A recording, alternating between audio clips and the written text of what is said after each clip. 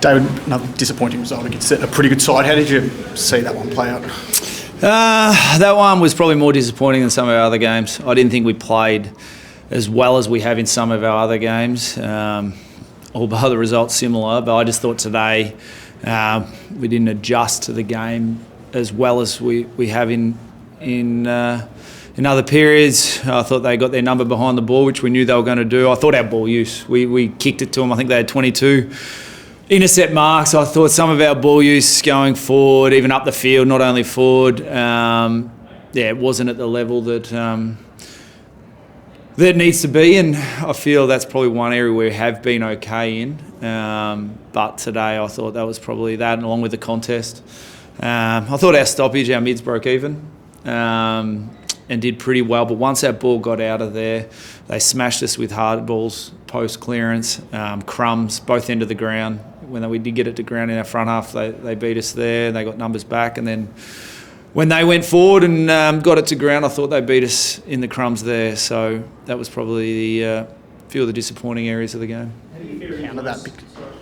Sorry, on Cunningham, what's the latest there? You're fearing the worst? Yeah, it looks like a serious knee injury, so we'll find out tomorrow exactly what it is. But it's really disappointing.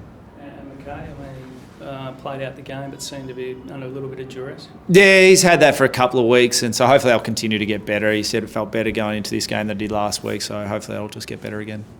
You mentioned the Melbourne intercepts behind the ball. How do you counter that? Because Simon Goodwin just said he was comfortable losing the clearances around the ground because he knew they were going to win the ball back with an extra man behind. How do you counter that in game?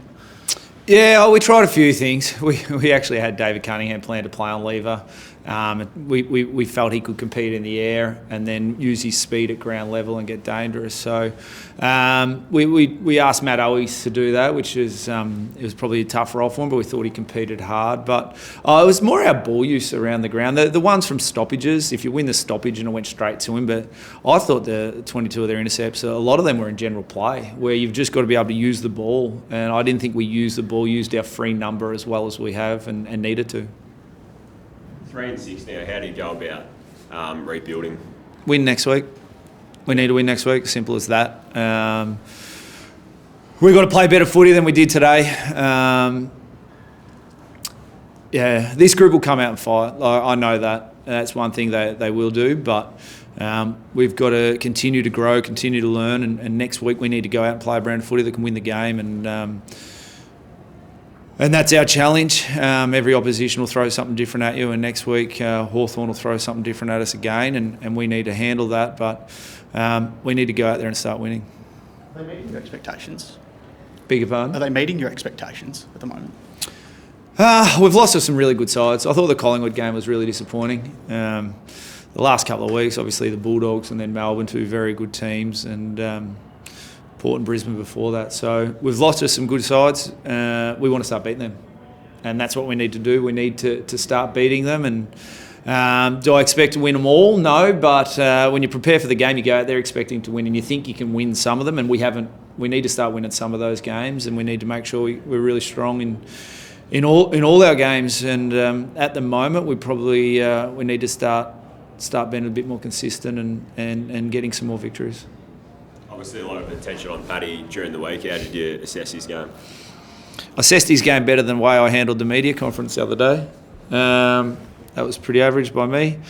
I thought he was good. I don't know how many tackles. I think he's had about 10 tackles, tough inside,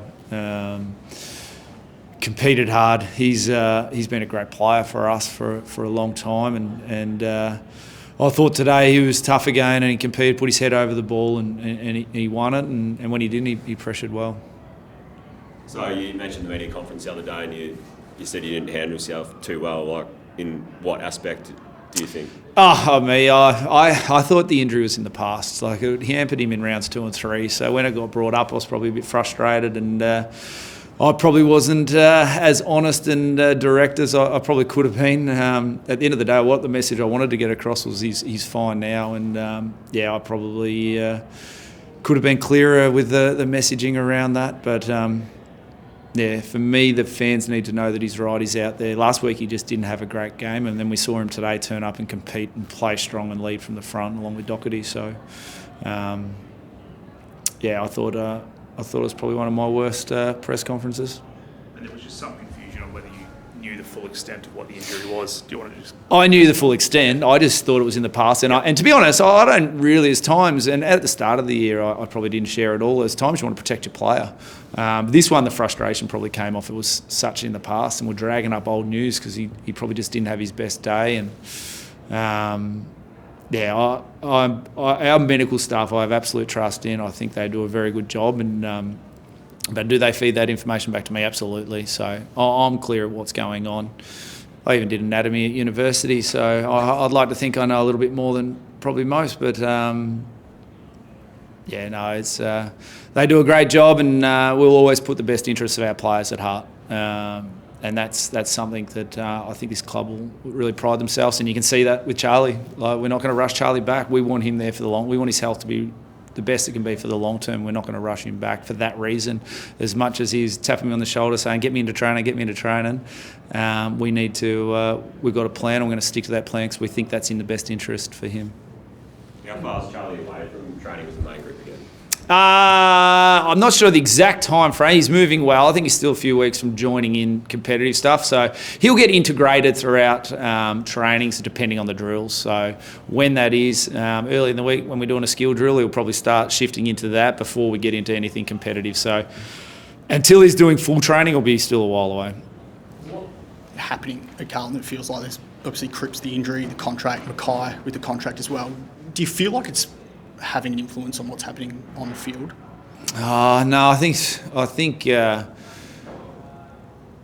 on the field stuff is that's at the front of our mind, and that's what we're working on in training. I don't think that stuff from an individual point of view, mate. Harry's had a great year, so you wouldn't say it's having an impact on him. Cripper had an injury and was probably down a little bit for a while, but he's been cracking him pretty hard the last few weeks. So I don't think it's had a big impact. I think what's impacting our group is we're probably not living up to our own expectations and the pressure we're putting onto ourselves. We're not living up to that yet. And we all want to get there as quick as possible. And I think the year before last year, we probably thought we'll hopefully get there and been in every game. This year, sort of gained, still been in most games.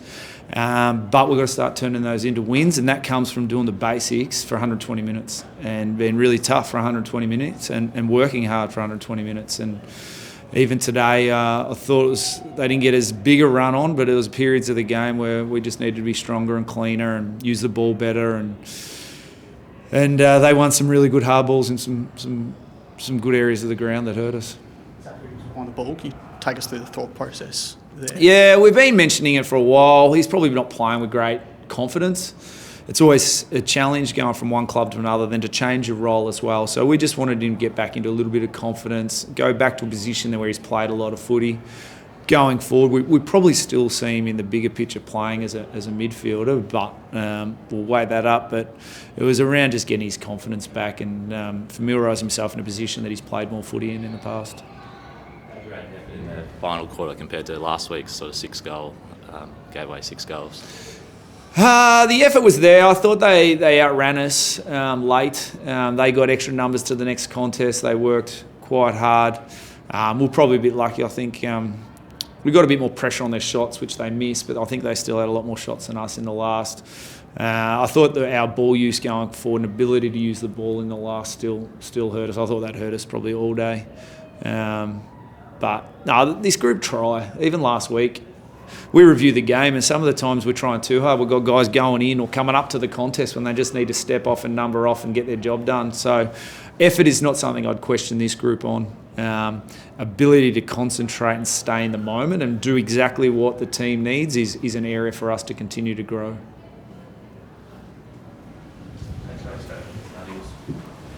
Mark didn't like my answers.